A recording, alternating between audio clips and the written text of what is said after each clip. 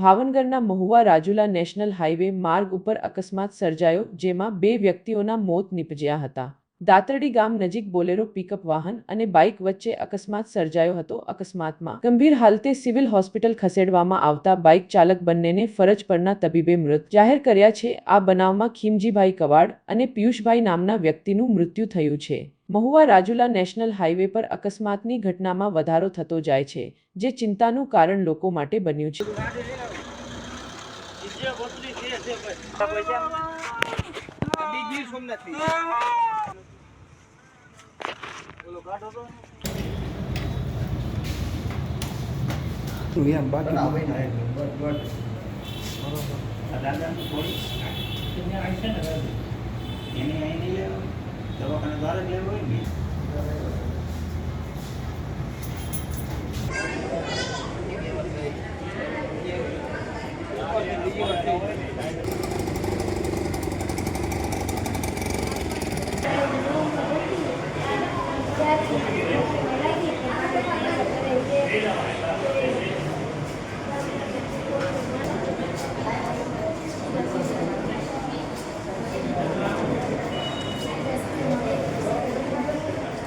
આપણું નામ શું ને શું બનાવ બન્યો હતો?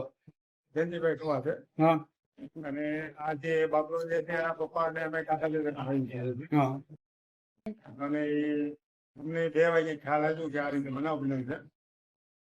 એટલે પછી બધા ભેગા થયા. હું હનુમાનમાં એડમિટ કરેલો હતો. પછી ત્યાંથી કેસ તો ખલાસ થઈ ગયો. પછી અહીંયા પીએમ માટે જનરલ હોસ્પિટલ.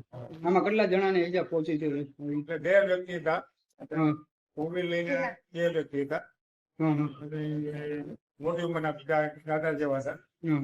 એ તો બે ત્યાં ફેલ થઈ ગયા હોય એવો અનુમાન લગાવી. તમે પોલીસ ફરિયાદ કરેલી છે? નહીં.